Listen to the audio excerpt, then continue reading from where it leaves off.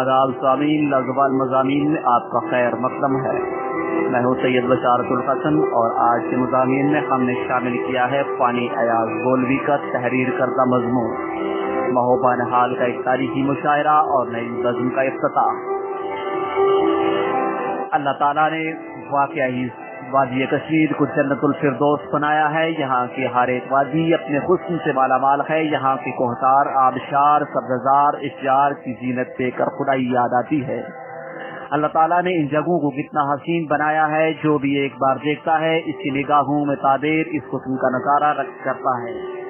इसी तरह से तहसील खड़ी बानहाल में एक गाँव महोमंगत के नाम से जाना जाता है, जिसकी खूबसूरती गुलमर्ग या पहलगाम से कम नहीं है।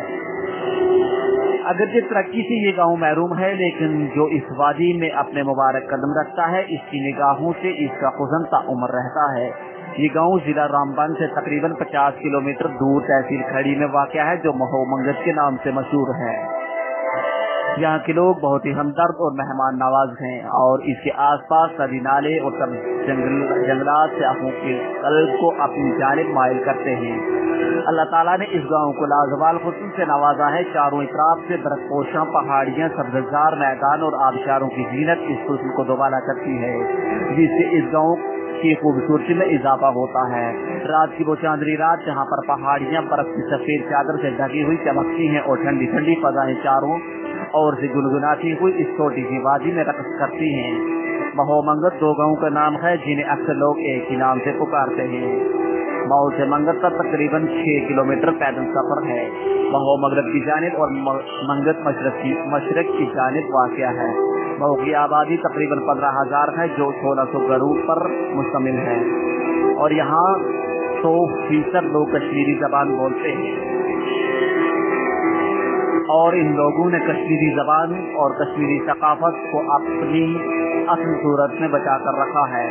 बहुत ही ऊंचाई पर वाक़या ये हिस्सा अगरचे बहुत ही हसीन है, लेकिन कहीं न कहीं हुकाम की लापरवाही सामने आई है, जहाँ लोग खून के आंसू बहाकर फरियाद करते हैं। 2014 में यहाँ पर सड़क मुकम्मल हुई और इससे पहले लोग पैदल सफर करके मंगत से होकर खड़न गलताब की पहाड़ी अबूर करके तकरीबन 8 घंटे का तफसील सफर तय करके बानहाल जाकर अपने अहलो अयाल के लिए राशन लाते थे।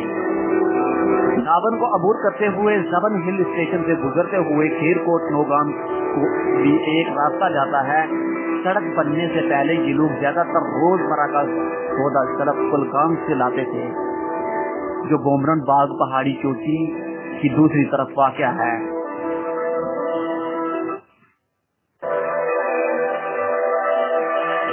इनकी सुकून की दास्तानें सुनकर आंखें नम होती हैं, लेकिन आज उन्होंने सड़क पहुंचकर राहत की सांस ली है। अगरचे सफर तवील है, लेकिन यहाँ की रूह अफजा फिजा और सियासी मकामात इंसान को अपनी जानिब माइल करते हैं। शमाल मशरक में कोलगाम और जनूब मगरब में गुलाबगढ़ वाक़या है और माहौल के इस्तेमाल की जानिब ही एक खूबसूरत पहाड़ी चोटी वाक़या है जिसका नाम बोमरन बाग है और इसके मशरक में सुंदरताब की चोटी वाक़या है। माहौल के रहने वाले मोहम्मद यूसुफ पट अल मारूफ बंगूर यूसुफ का कहने के मुताबिक बोमरन बाग का जिक्र कलहन ने राजरंगी में किया है। शोपिया के राजे को अपनी बाबी लोलरी परी से इश्क हुआ था और इस इश्क में आकर बोमरन बाग में क़याम किया और महाराजा हरी सिंह भी अपने दौरे इक़्तिदार में बोमरन बाग में सैर व तफरीह के लिए आते थे और रात को यहाँ क़याम करते थे। महू में तराज बलंजो के अचन पहाड़ों के दरमियान वाक़या है। यहाँ एक खूबसूरत मैदान है जहाँ पर हर साल मौसम गर्मा में कश्मीर और जम्मू सूबों के लोग सैर व तफरीह और खेलने की गरज से आते हैं और यहाँ पर बहुत सारे खूबसूरत सियासी मकामात हैं, जिनमें अचनाक रतन दबलू तराज मूरी बोट नक नावन गन पत्थर वगैरह है और यहाँ खूबसूरत मुरलजार हैं। तकरीबन 800 से करीब खाना बदोश घराने अपने माल मवेशी लेकर यहाँ आते हैं, जिनमें रियासी गूल अन्नास और बानहाल शामिल हैं, जो मौसम सरमा में आकर रिहाइश पजीर होते हैं। बहुत खामोश और कोहसारों के दिल फरेब मंजर और छोटी छोटी नदियाँ जो चारों और से बहती हैं, अपनी मस्जिद में गुनगुनाती हुई गोशाए तन्हाई से आंखों को सुकून बख्शती हैं।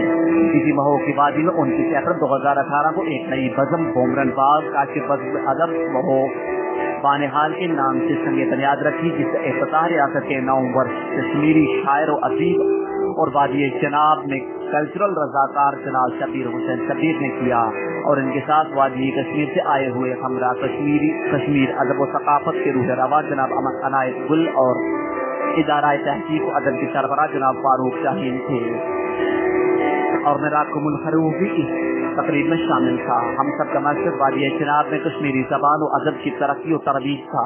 مومرن باغ کاشف بزم ادب مہور کے صدر جناب محمد یوسف پٹ گمبور یوسف کی کاوشوں کے بعد اس بزم کی بنیاد ڈالی گئی۔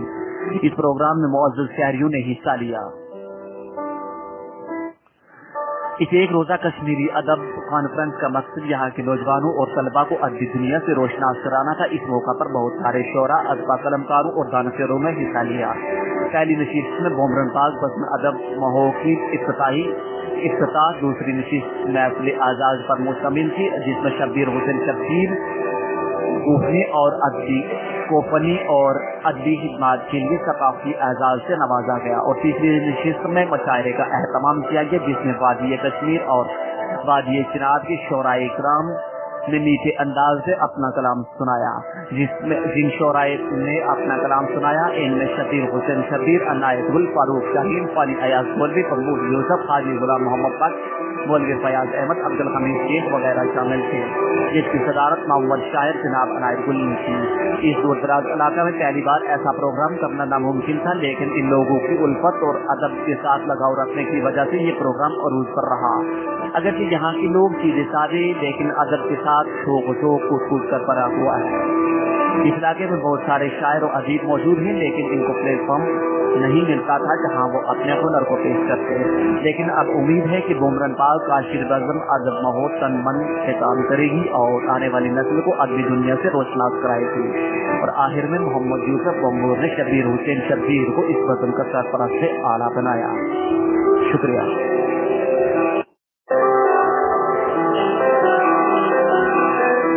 آداب سامعین، لغزوال مضامین میں آپ کا خیر مقدم ہے۔ میں ہوں سید بشارت الحسن، اور آج کے مضامین میں ہم نے شامل کیا ہے فانی ایاز مولوی کا تحریر کردہ مضمون مہو بانحال کا ایک تاریخی مشاعرہ اور نئی بزم کا افتتاح۔ اللہ تعالیٰ نے